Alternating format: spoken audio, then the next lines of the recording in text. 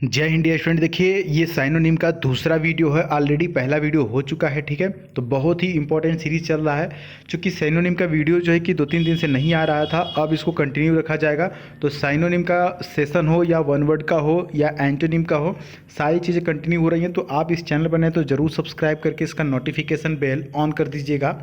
आइए एक एक चीज़ यहाँ पर समझ लेते हैं। देखिए सिनोनिम का जो सेशन है ना, इसको आपको समझना पड़ेगा।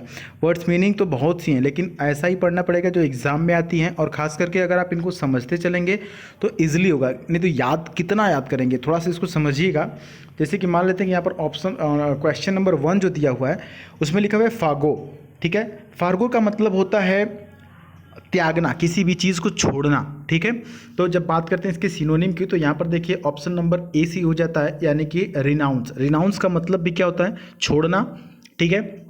देखिए लीव का मतलब होता है छुट्टी, ठीक है। लीव का मतलब छुट्टी। और डिसोन का मतलब होता है अस्वीकार करना। डिसोन का मतलब अस्वीकार करना। देखिए जो डिसोन शब्द है बहुत इंपॉर्टेंट है, इसको याद रखेंगे, है ना।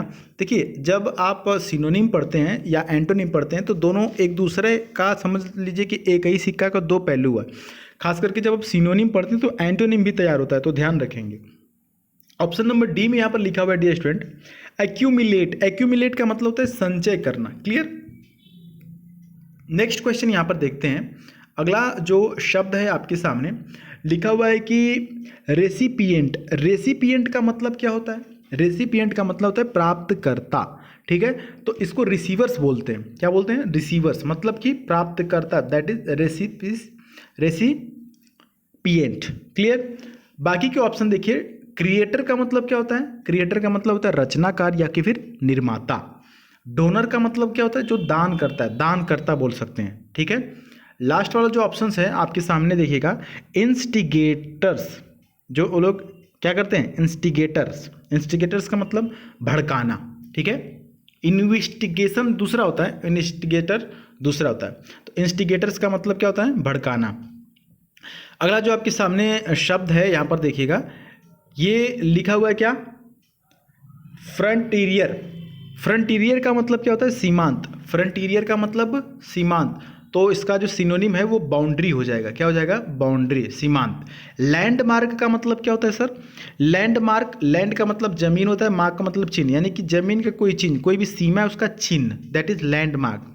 एज का मतलब क्या होता है? एज का मतलब किनारा होता है। आपने क्रिकेट देखा होगा ना, क्रिकेट में जब थोड़ा सा किनारा लग करके कैच हो जाता है, पीछे कीपर रोक लेता है, तो क्या बोलते हैं सब? कि हल्का सा एज लगा था। एज का मतलब क्या होता है? किनारा। याद रखेंगे, है ना। देखिए चीज़ों को रिलेट करेंगे ना तो याद हो जाएगा। एज का मतलब क्या होता है? किनारा, है ना। कॉर्नर का मतलब क्या होता है? कोना या नुक्कड़ या कि फिर किनारा। कॉर्नर का मतलब भी क्या होता है? कोना, नुक्कड़ या कि फिर किनारा। नेक्स्ट की तरफ बढ़ते हैं। अगला जो शब्द है वो राउट लिखा हुआ है। क्या लिखा हुआ है? राउट। राउट का मतलब क्या होता है सर? राउट का मतलब होता है घोर पराजय। घोर पराजय यानी बहुत ही गंभीर हार जिसको कह सकते हैं। जैसे मान लीजिए कि आप इलेक्शन लड़ रहे हैं, चुनाव लड़ रहे हैं, तो आपने पाया 10 वोट, तो सामने वाले ने पाया 90 वोट, जिसको बोलते हैं घोर हार, ठीक है। चलिए, तो घोर हार का मतलब होता है defeat. Option number D, B सही हो जाएगा, ठीक ना। डिफीट का मतलब क्या होता है? हारना। बाकी के ऑप्शन देखिएगा। डेथ का मतलब आपको पता है मौत होता है। लॉस का मतलब हानि होता है या नुकसान कह सकते हैं। क्रैश का मतलब होता है टकराना। नेक्स्ट जो आपके सामने शब्द है यहाँ पर क्या लिखा हुआ है बताइएगा। लिखा हुआ है इर्रेपोचेबल। इर्रेपोचेबल का मतलब क्या होता है? इसका मतलब पहुंच से बाहर, यानी कि आलोचना से परे। इर्रेपोचेबल, ठीक है। तो यहां पर क्या होगा? पहुंच से बाहर। ऑप्शन नंबर क्या हो जाएगा? सी से हो जाएगा, यानी कि फॉल्टलेस। फॉल्टलेस दैट इज पहुंच से बाहर। एक्स्ट्रा ऑर्डनरी का मतलब होता है असाधारण। और रिमार्केबल का मतलब होता है उल्लेखनीय, ठीक है। और लास्ट नंबर जो ऑप्शन नंबर डी लिखा हुआ है, इमेंस का मतलब होता है अत्यधिक, जिसको ह्यूज भी बोल सकते हैं, HUGE। नेक्स्ट यहां पर समझ लीजिएगा, यहां पर क्या लिखा हुआ है। अगला लिखा हुआ है फलिसिटी। फलिसिटी का मतलब होता है परम सुख, जिसको चरम सुख भी बोल सकते हैं या परम सुख भी बोल सकते हैं या परमानंद भी बोल सकते हैं, परम आनंद। इसकी सिनोनिम की बात करेंगे तो ब्लिस हो जाएगा, BLISS, ब्लिस, ठीक है। तो ब्लिस का मतलब होता है परमानंद। इसकी सिनोनिम एक और हो सकती है जॉयफुल। क्या हो सकती है? जॉयफुलनेस, और क्या हो सकती है, हैप्पीनेस हो सकती है। ठीक है, चलिए बाकी के ऑप्शन समझ लेते हैं। देखिए ऑप्शन नंबर ए में जो लिखा हुआ है ना, प्रॉस्पेरिटी, बहुत इंपॉर्टेंट शब्द है। प्रॉस्पेरिटी का मतलब होता है समृद्धि। ठीक है, प्रॉस्पेरिटी का मतलब क्या होता है, समृद्धि। अच्छा, ऑनेस्टी मतलब ईमानदारी होता है, पता है आपको।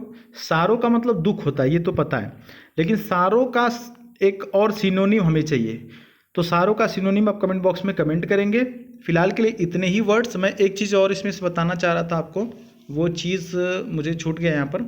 क्वेश्चन नंबर 1 में ही है वो, आपको मैं बता देता हूँ। देखिए यहाँ पर क्वेश्चन नंबर 1 का जो ऑप्शन नंबर डी है, ये एयरफोर्स में पूछा गया था स्पेलिंग टेस्ट के दौरान, है ना। इसीलिए मैं कहता हूँ जब आप वोकैब का सेक्शन करते हैं ना, तो कई सारी चीज़ें आपको तैयार होती हैं। तो ये जो ऑप्शन नंबर डी है, ये पूछा गया था किस में, एयरफोर्स में, स्पेलिंग टेस्ट के दौरान में पूछा गया था, स्पेलिंग में, स्पेलिंग एरर में। ACCUMULATE,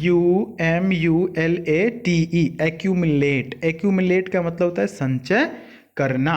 तो उम्मीद है कि आपको ये सभी बातें समझ में आई होंगी। बाकी आप चैनल पर हैं तो ज़रूर सब्सक्राइब कीजिएगा। अपनी राय कमेंट बॉक्स में लिख सकते हैं, डाउट हो तो पूछ सकते हैं। मिलते हैं अगली वीडियो में, तब तक के लिए जय हिंद, वंदे मातरम।